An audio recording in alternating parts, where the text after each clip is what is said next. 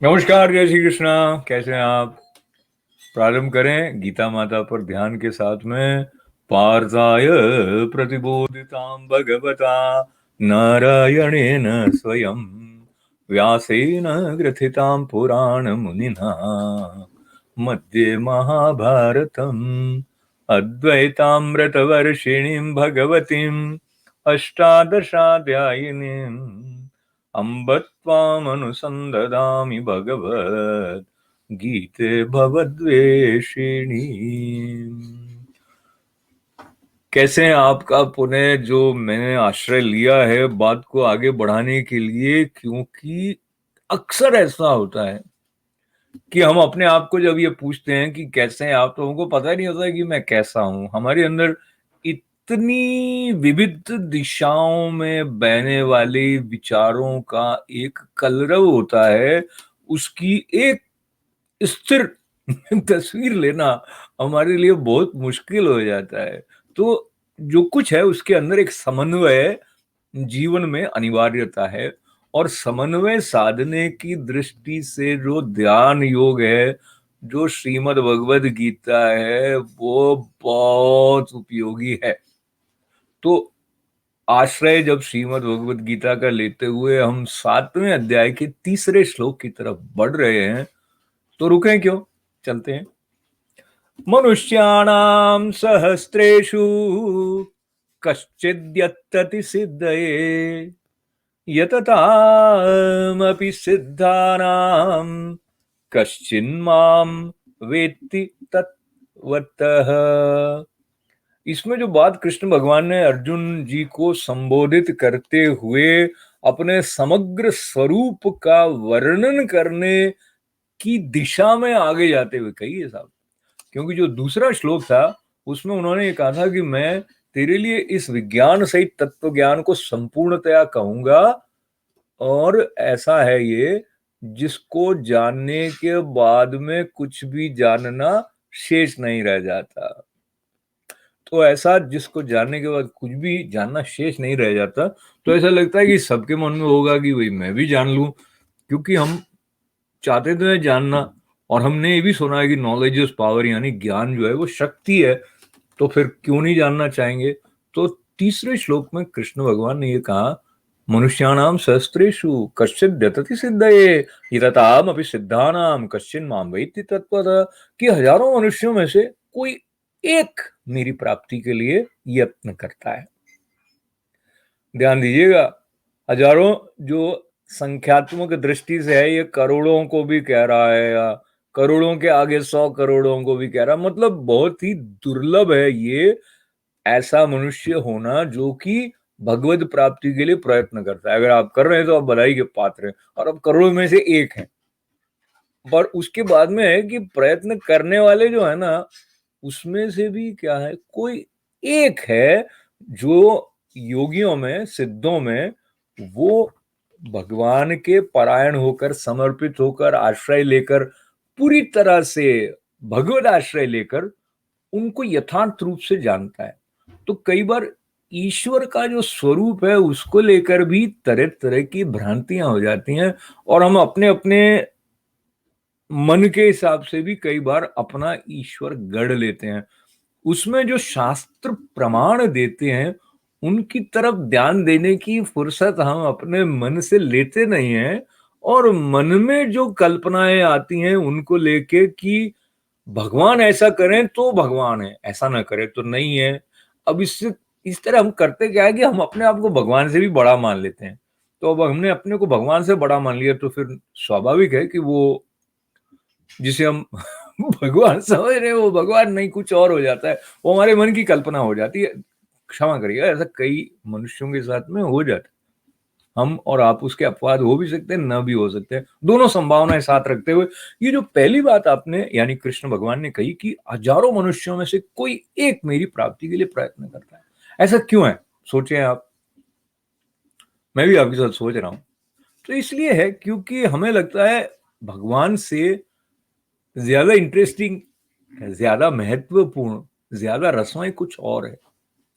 और इसका दोषी तो नहीं कहना चाहिए, लेकिन इसका श्रेय भी कुछ हद तक भगवान को दिया जा सकता है, क्योंकि उन्होंने सृष्टि बनाई ऐसी है कि एक प्रकार का आवरण आ जाता है हमारी समझ पे, और हम एक तात्कालिक रूप से जो कुछ लुभाने लगता है या जो हमारे अहंकार को पोषित करने लग जाता है, हम उसमें ही सब कुछ मान लेते हैं अपना।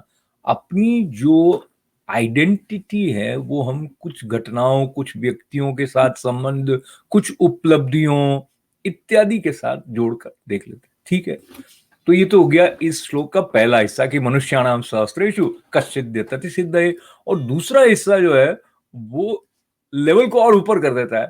जो उन जिनके अंदर इच्छा जागृत हो भी गई भगवत प्राप्ति की, उसमें से भी कोई एक है जो कि सिद्ध है और भगवत परायण होकर उनको यथार्थ रूप में तत्व से जानता है। अब उनको तत्व से जानना क्या है, इसके बारे में इस 7वें अध्याय में भी कुछ कुछ बातें आगे स्पष्ट होने वाली हैं, तो उस तरफ हम बढ़ेंगे। पर एक प्रसंग जो मैंने स्वामी जी मेरे गुरु महाराज उनकी पुस्तक the path and power of meditation में से आज ही पढ़ा, आपके साथ में बांट लेगा। इसमें यह है कि हमें अगर पता नहीं हो कि हमारे लिए बुरा क्या है, तो हम उसको अपने लिए अच्छा मान लेंगे। तो ऐसे ही स्वामी जी एक बार माउंट आबू में कुछ युवाओं के साथ में भ्रमण कर रहे थे। बारिश का मौसम था, हरियाली जो थी वो कुछ पत्ते बिछे हुए थे, भीगे भीगे थे, और बहुत सतर्कता से उनको चलना आता था। पहाड़ों के बीच की वो पगडंडी थी और वहां पे सांप आने की संभावना रहती थी। और चलते चलते जब गुरु सहज भाव में होते हैं और संकोच कम हो जाता है, तो एक युवा ने उनको पूछ लिया कि स्वामी जी, अगर कोई शराब पी लेता है तो इसमें बुराई क्या है? अब आप सोचिए, स्वामी जी को पूछा क्या कि अगर कोई पीता है तो उसमें बुराई क्या है? तो उन्होंने कहा कि मतलब बेसिकली तो क्या है स्वामी जी, ये तो मतलब वो जौ का बनता है वो, या अंगूर का बनता है, या इस प्रकार से तो प्रकृति ने ही बनाया है इस प्रकार से, तो भगवान की बनाई हुई चीजें तो हमें स्वीकार करनी चाहिए, ऐसा उन्होंने तर्क दे दिया। अब स्वामी जी सोचने लगे, स्वामी जी कहते हैं ऐसा कि मैं सोचने लगा कि मुझे इनको ऐसा उत्तर देना चाहिए कि भाई इसको थोड़ा कन्विंसिंग लगे। और वो सोच ही रहे थे, ठीक उसी वक्त में क्या हुआ कि वो जो पत्ते थे हरे हरे भीगे भीगे, उनके बीच से एक बड़ा लंबा सांप फुफकारता हुआ बाहर आ गया।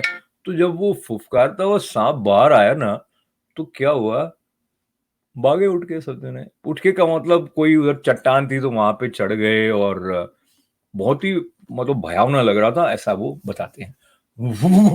सांप आ गया तो भाग गए। अच्छा, फिर क्या हुआ कि जब वो थोड़ा इधर उधर हो गया, तो स्वामी जी ने उस युवा को कहा कि देखो तो आओ, भगवान ने ही इस सांप को बनाया है ना, तो कितना सुंदर है, तो इसको स्वीकार कर लो, इसका स्पर्श करो। लेकिन नहीं, यहाँ उनके मन में यह भय था कि उनके अस्तित्व को संकट आ सकता है। फिर स्वामी जी ने कहा कि तुम सोच सकते हो कि पीने से भी तुम्हारा जो मूल स्वरूप है उस पर कुछ संकट आ सकता है। तो इस प्रकार से स्वामी जी ने ये बताते हुए स्पष्ट किया कि जो हमारा आलस्य होता है वो हमारे लिए सचमुच हितकारी क्या है वो देखने में बाधा उत्पन्न कर देता है, और हम एक नशे के अंदर चल देते हैं। तो वो नशा शराब का हो या किसी अन्य वस्तु का हो, और फिर क्या होता है कि इस तरह का जो हमारा आलस्य है वो हमारे लिए घातक सिद्ध हो सकता है। यहाँ से बात थी हितम को देखने के लिए जो सजगता स्पष्टता चाहिए उसकी। अब अगले श्लोक की तरफ चल देते हैं। चौथा श्लोक है, भूमिरापो नलो वायु खम मनो बुद्धिरेव च अहंकार इति अम्मे भिन्ना प्रकृतिरष्टधा। इसमें क्या है कि संस्कृत भाषा भी बहुत लालित्यपूर्ण रसमय है और कृष्ण भगवान की वाणी है ये, तो एक वाक्य में बहुत कुछ उसमें से सार गर्भित बातें आ जाती हैं। तो यहाँ पे भूमि रापो नलो, भूमि पृथ्वी, और आपो जल, और अनल अग्नि, और वायु, वायु तो है ही है, और खम जो है वो आकाश है। तो ये देखिए पांचों तत्वों के नाम आ गए इतने से में, भूमि रापो नलो वायु खम। और उसके बाद में क्या है, मनोबुद्धि रेवच अहंकार इति अम्मे भिन्ना प्रकृति रष्टधा। तो उसमें कहा एक तो ये सब हो ही गए, पृथ्वी जल अग्नि वायु आकाश, और उसके बाद में मन बुद्धि और अहंकार, ये जो सब 8 प्रकार से विभाजित मेरी प्रकृति है, कृष्ण भगवान की प्रकृति है, ऐसा कहा। और इसके बाद की जो बात है वो हम आगे कर लेंगे।